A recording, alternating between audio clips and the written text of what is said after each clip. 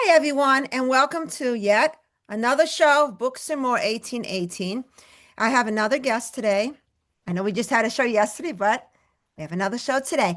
My guest for today is, I'm going to hold up her fantastic book. This is her second book. I love all her work. This is her book, 207 West End Avenue by Randie Berman. If you haven't read it, I highly recommend it. It's about the 1980s. It's about climbing up the ladder as a woman to become a lawyer, and wasn't so easy back then, let me tell you. And she does it all. Great success story. You have to read it. You'll find out a lot about the author, Randie Berman. Now, let me introduce her. Hi, Randie. Welcome to the show. Show us your book, 207 West End Avenue. And I'm going to introduce you with your first question. Uh, You see me? 207 West End Avenue. Yes. The Oh, first question for you to answer is what inspired you to compose 207 West End Avenue? I was thinking about that on my own, Sylvia, and I guess I came to the conclusion that as we live our lives from the minute we're born to the minute that we pass, we come up with experiences, we deal with people and relationships and the good and the bad. And my writing started when I was a child. I always loved to write, and I was born into a middle-class Jewish family in a town that was basically a vibrant little 60% Jewish, 40% not Jewish town outside Newark, New Jersey. And I grew up as the second, younger, obviously, daughter of my parents that had two girls, both of which were named for boys, Randy and Barbara, me being Randy. And I was very, very close with my mom. She was my best friend for my entire life. And I thought of her as kind of like a feminist before that word was actually coined because she believed in women's rights. She didn't think that she needed to stay home and clean the house. She was just very much ahead of her time. And I thought that being a writer was something that would be giving me a platform to say what I wanted to say and to vent and feel like I was able to come across to people and give my ideas, whether they agreed or they didn't. It just made me feel good to say what I felt. And I did that in college, but then I ended up going to law school, and which made my mother, P.S., extremely happy because the first person in my family to go to college, let alone to go to law school. So she was like my biggest fan, made her so proud, which made me so happy that she was so proud. And then, unfortunately, when I lost my mom, it was in 2001, 3 months before the trade towers were destroyed, which was very difficult to go through without my best friend.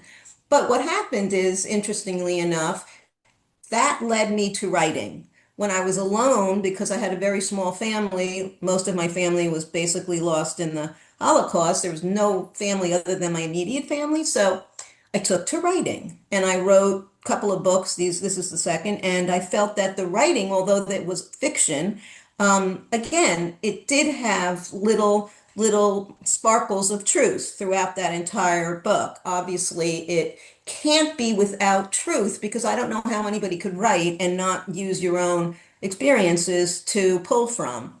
So I wrote the first book and then I wrote the second book. It took me a very long time to write the first book because at that time I lost my sister, so that was another very difficult time. Then the second book, I was able to really throw myself into it, and it was very therapeutic for me. 207 West End Avenue was very therapeutic, as was A Different Sky, the first book. And I think that without the writing, without that ability to sort of self-soothe and the support of my husband, I don't think that I would have come out as together as I ended up being. Because I always thought if I lost my mother and then having lost your sister, you lose your identity. You're like a kite in the sky with no attachment to earth, but the writing really gave me an ability daily, like, and I would write daily, like hours a day. And it really gave me a passageway to not come out the other side, because when I did come out the other side of losing someone, it's truly like you're a different person. So I wasn't the same person when I came out that other side, but I came out the other side. So I don't know if that answered your question, but that prompted me to write is loss and a need for an avenue to express myself. So Wow. that's kind of, and 207, not to step on your toes if you have another question, but 207, the sparkles of truth are very clear because number one, I was a female lawyer in the 1980s. Number two, I personally experienced gender discrimination, religious discrimination, and I firsthand had to get through it. However, I chose to get through it wasn't as the protagonist in 207 West End Avenue, but I did have to get through it. And I also lived, my husband and I decided after the kids left that we were going to spread our wings. And so we moved to Manhattan and we wanted to live close to get back onto the West Side Highway to get back to work because we both still worked in New Jersey. So I moved into a West End Avenue condominium on Upper West Side.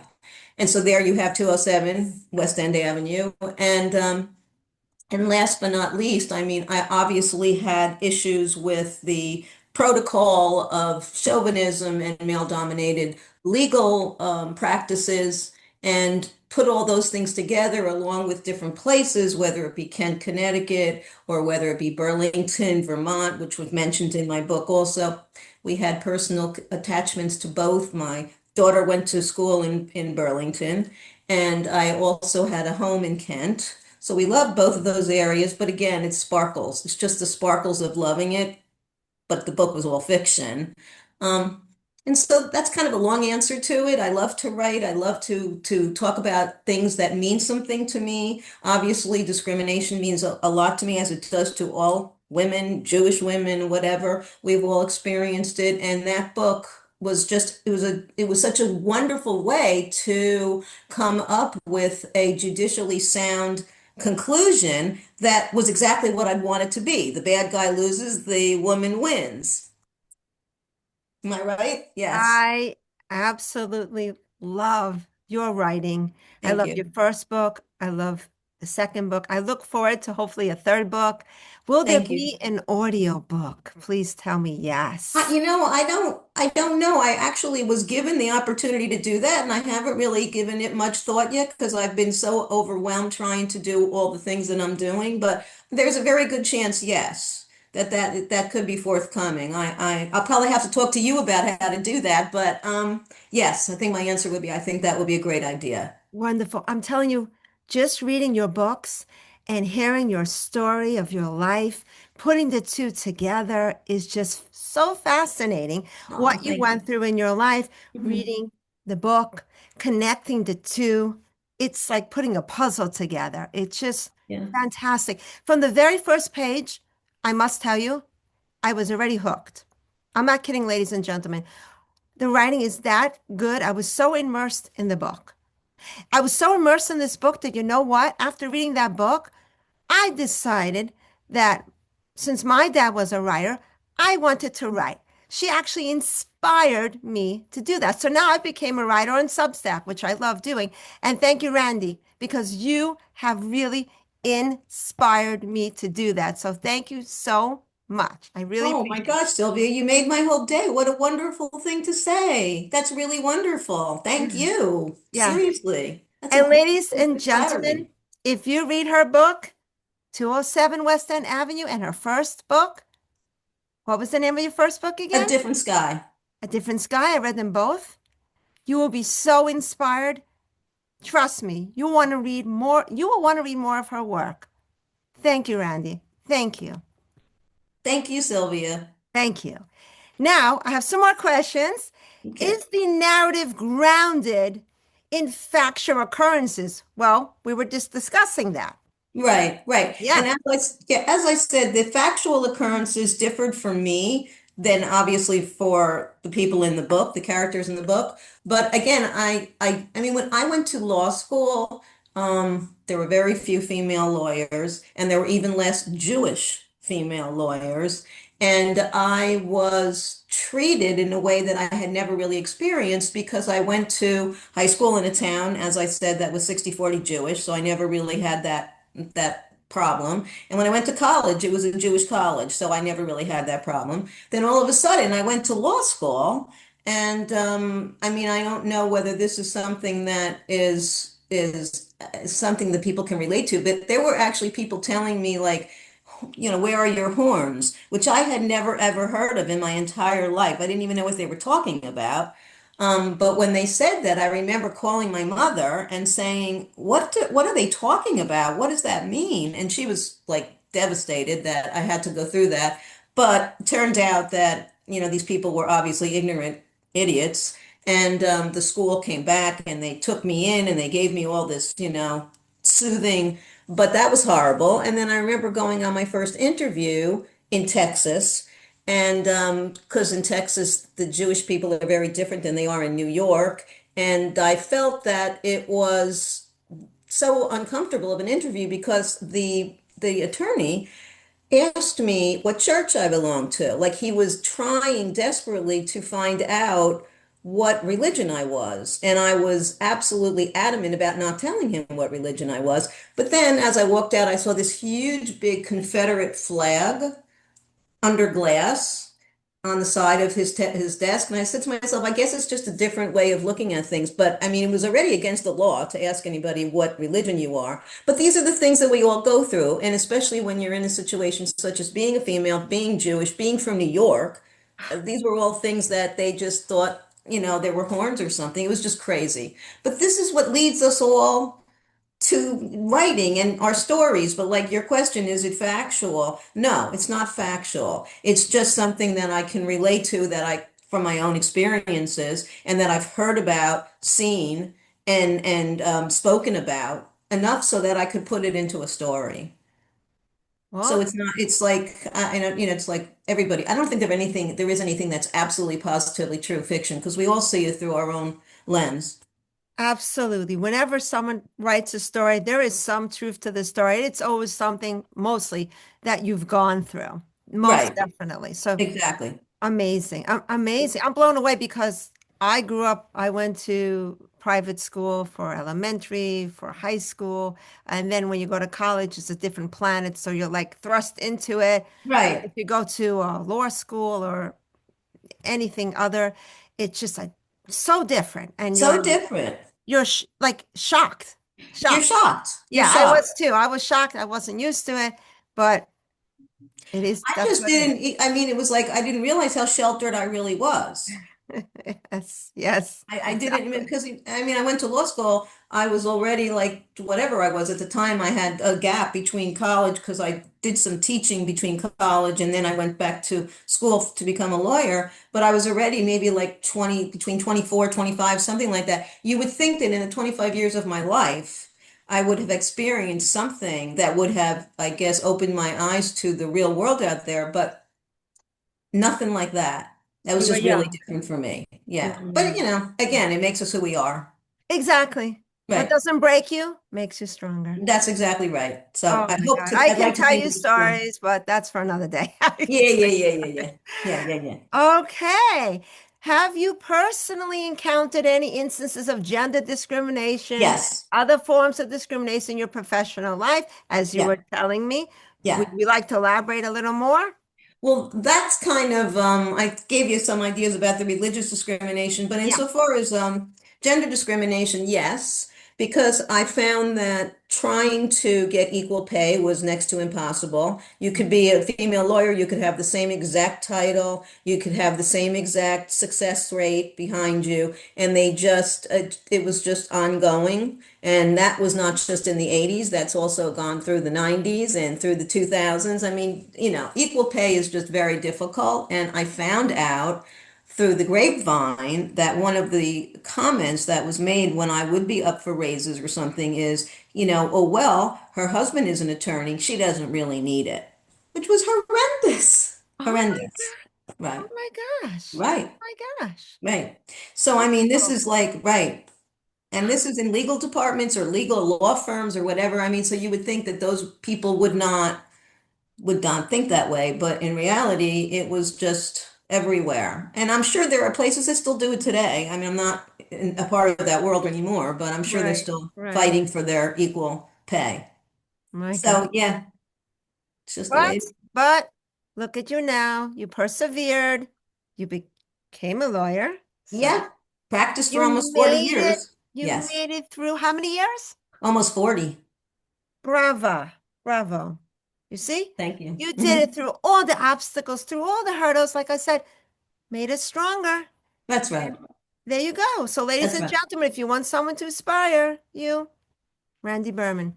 Oh, thank you. You're so Reach sweet. out, reach out. Sweet. I'm telling you, read her book, reach out to Randie Berman. I'm serious. No, really, serious. And you know what, Sylvia? I've gotten so many wonderful comments or people that have reached out. I've met so many people through the internet or through the book sites like Your Wonderful Book Club and people that are just so wonderful all across the country. So obviously it's not just in any particular area. It's just like, people we all women, all these people that are experiencing the same things, we all have a community. And that's another wonderful thing about writing a book such as that and A Different Sky as well, because as women, and I'm sure men experience similar things in similar, ways, but not the same as community of women. I mean, Oh, I've just been so touched by the amount of positive reinforcement for my beliefs and my opinions and my goals for women that it makes me realize how wonderful it is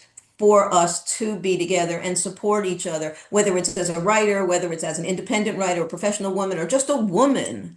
It's just an amazing thing to, way, way, way, way, way, way more than I ever expected to hear of people being touched. Made the writing so much more worth it than I could ever imagine. that's right, ladies and gentlemen. When you read a book, review it, put some comments out there, togetherness, women coming together, helping each other. There's nothing like it. There's nothing Supporting, like it. supporting each other. It's Right, fantastic. right, Saying beautiful, positive things, staying away from the negative. It's right. just, it's great. It's just It is absolutely great, and fantastic. it makes everything. It makes your whole life better. It does. It does. To focus on the positive, to try. Exactly. So Yeah. Yes. thank you. You're To welcome. what extent does the book adhere to legal principles Hmm. and practices? Hmm. Is it necessary to be a legal professional to relate to or find enjoyment in the book? Not at all. Absolutely not at all. I found that, first of all, people always can understand lawsuits that are based on everyday life experiences, such as discriminations of some sort. I'm not talking about a complex piece of corporate litigation that gets into the details that somebody might not want to know or doesn't know.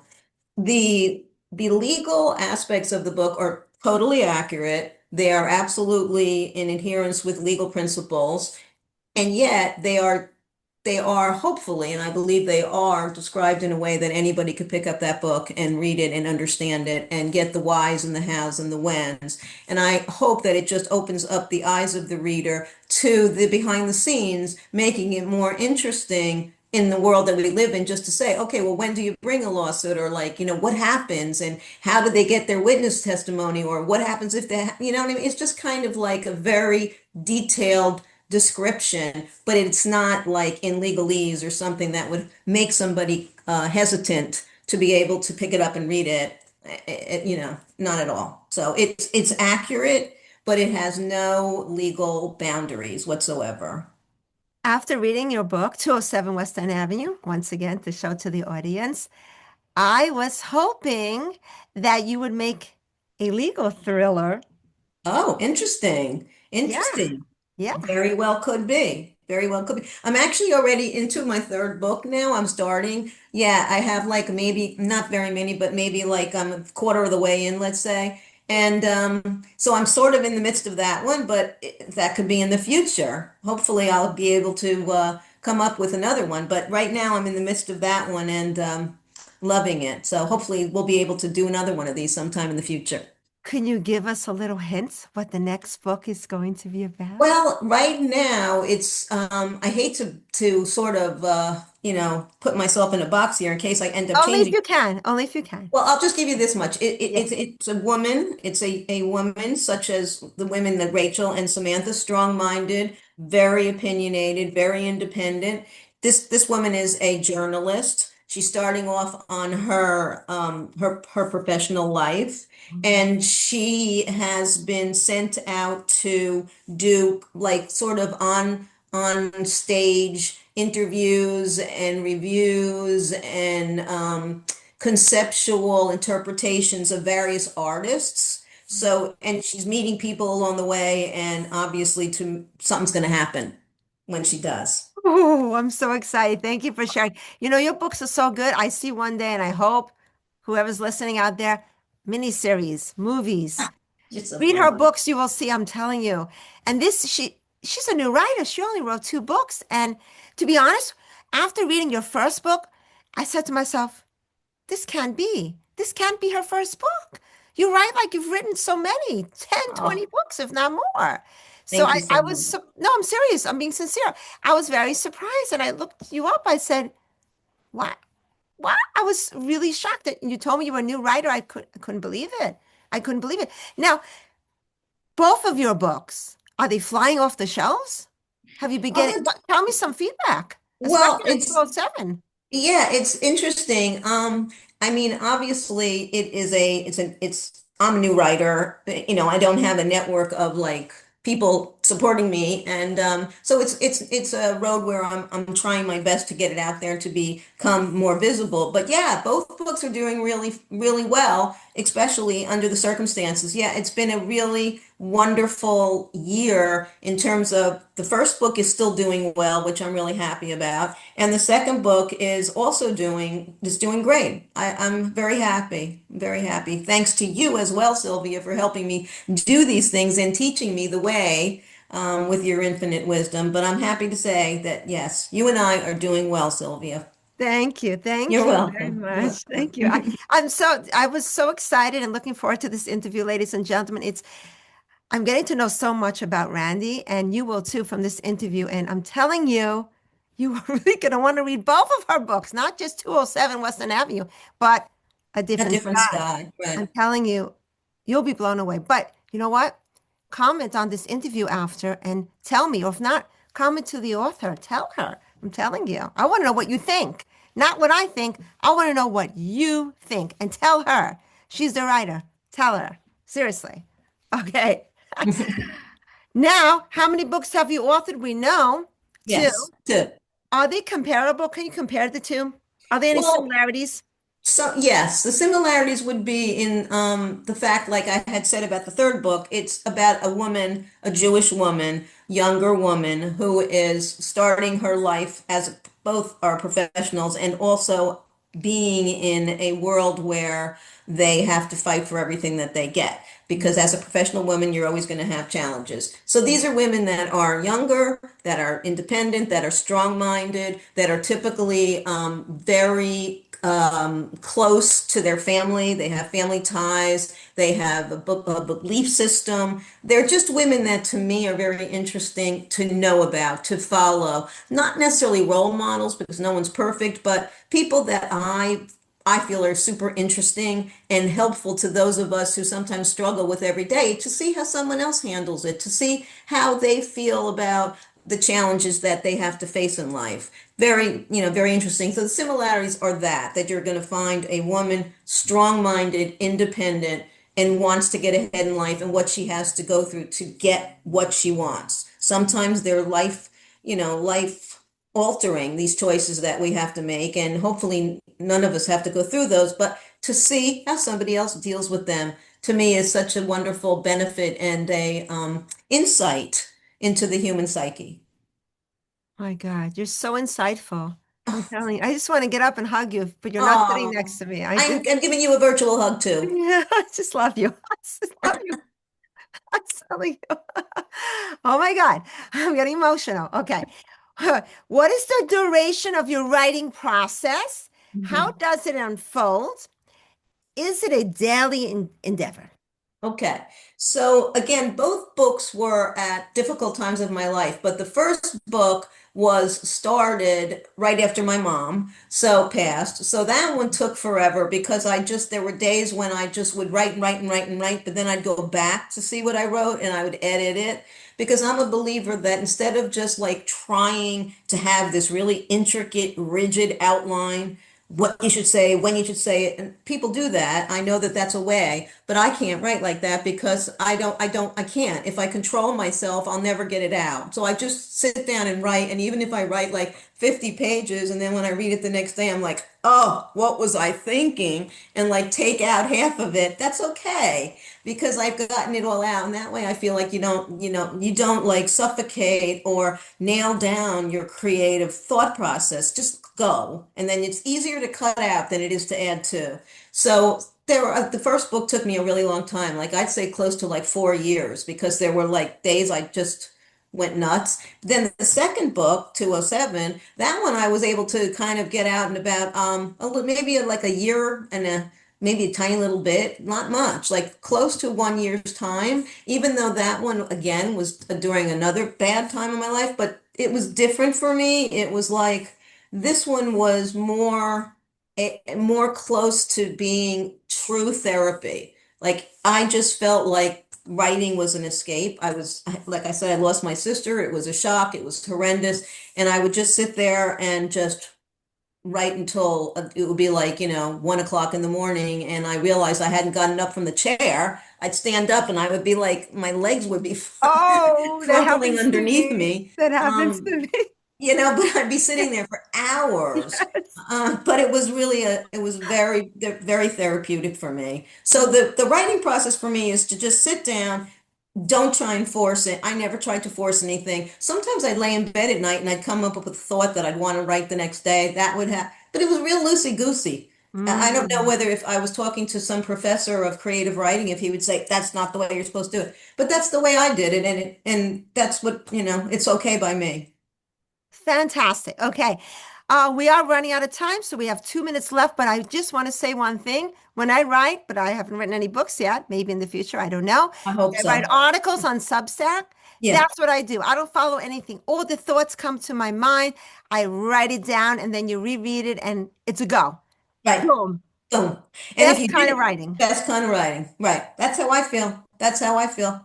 Uh, This has been a pleasure. Where oh, thank can you. we buy 207 West End Avenue? Well, 207 West End Avenue is currently available on my Amazon page, and it's also available. I have a website, and it's also available on Goodreads. So you can do it on any one of those three.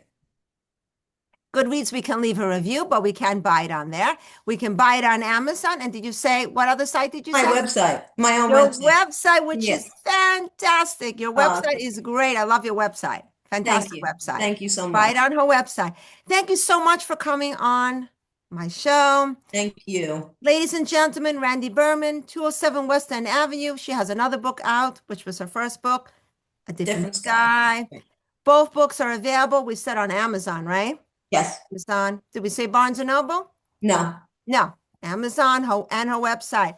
Buy them, read them, comment, like this show, share it, and subscribe. It's a free channel. Let me know how you like the interview. And thank you, Randie. It's been an Thank you. absolute pleasure. Same Pleasure. here. Same Pleasure. here, Sylvia. Take Take care. care. We will be in touch. Thank you, Okay. everyone. Have a good evening, good afternoon, and bye bye to all. See you soon.